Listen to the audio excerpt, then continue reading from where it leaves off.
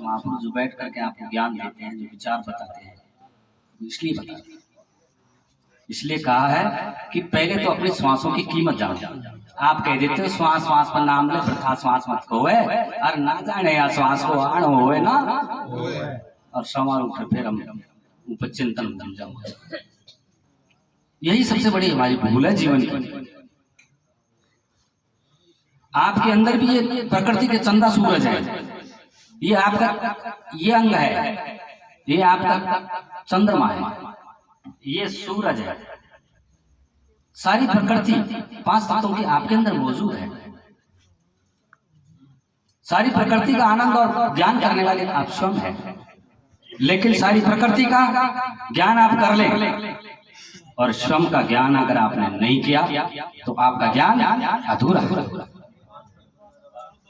ये आध्यात्मिक ज्ञान है। इसलिए सांसारिक ज्ञान तो होता ही है, लेकिन आध्यात्मिक ज्ञान उससे भी ज्यादा मनुष्य को जरूरी है, क्योंकि मनुष्य का कल्याण अगर होगा तो आध्यात्मिक विद्या से ही होगा, अन्यथा उसका कल्याण नहीं होगा। कबीर साहब ने बीजक में जो जो शब्द लिखे, जितने इस जीव को ज्ञान कराने के लिए बोले। इसलिए कहा एक जगह बोले इंगला पिंगला सुषुप्ना, दोनों सांस चलती है ना हमारी एक साथ, वो भजन करने का समय होता है। इंगला पिंगला सुषुप्ना नाड़ी के ये तीन, जो इनको साधे सोई पर। कबीर साहब के कुछ ग्रंथों में लिखा हुआ है कि सुबह उठते हैं तो हमको कौन सा पैर जमीन पर देना चाहिए, कौन सी श्वास चल रही है, कब क्या हो रहा है। ये जितने भी आपके पंचांग शास्त्र बने हैं, ये आपकी श्वसन क्रिया से, इंगला पिंगला सुषुप्ना से ही बनाए गए हैं। ये क्रिया विधि है, कौन सी श्वास चल रही है, कौन सा काम कर रहे हैं, इसका शोधन करके बनाया गया है। और वो भी मनुष्य के द्वारा ही बनाया गया, कोई दूसरे ने नहीं बनाया। सारी शास्त्रों की रचना मनुष्य के द्वारा हुई है। जितनी भी खोज हुई है आध्यात्मिक, जितनी भी खोज हुई है मनुष्य के द्वारा, विज्ञान की खोज हुई है मनुष्य के द्वारा, जितने आविष्कार किए मनुष्य ने किए।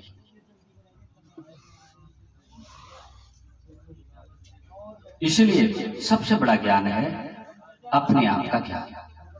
अपने आप का ज्ञान हमने करना चालू कर दिया, हम ध्यान में बैठते नहीं है, हमारे विकार जो हैं वो हमसे मान लीजिए रुक नहीं रहे। रोकने का प्रयास करना चाहिए। इसलिए कहते हैं तन मन शोध भया जब जाना तब लिख पावे पद निर्माण। कहा अष्टकमल दल चक्कर सूझे, योगी आप आपसे बूझे, इंगला पिंगला के घर जाई, सुषमन ताल रहे ठहराई, ओ अंग सोंग तत्व विचारा। श्वास एक जारी है गाड़ी, वो अंग सोंग तत्व विचारा, बंकनाल में किया समारा। अब ज्ञान भी नहीं पढ़ते हैं, लेकिन मनन चिंतन करके उसका रहस्य जानने की कोशिश करेंगे तो आपके पास पूरा भंडार होगा। हम कबीरपंथी जब कहलाएंगे जब हम तन मन का शोधन करके अपने आप के अंदर निर्मल होने का प्रयास करेंगे। अगर हमारे जो विकार हैं वो मिटने में नहीं आए तो हम कबीर के घाट पर नहीं बैठेंगे। कि घाट से पानी सब भरे, संसार के घाट से संसार के सब पानी भरे, घाट से पानी सब भरे, औघट भरे न कोई, औघट घाट कबीर का भरे सो निर्मल। कबीर साहब ने तो अंदर बताया है कि आप अंदर जाइए अपने। बहिरंग वृत्ति जब तक आपकी है आपको अपने आत्म का बोध नहीं होगा, क्योंकि हमारी वृत्ति बहिरंग ज्यादा रहती है। इसलिए आत्मा का बोध करने के लिए एक भजन में कहा है, बहुत अच्छी बात बताई है।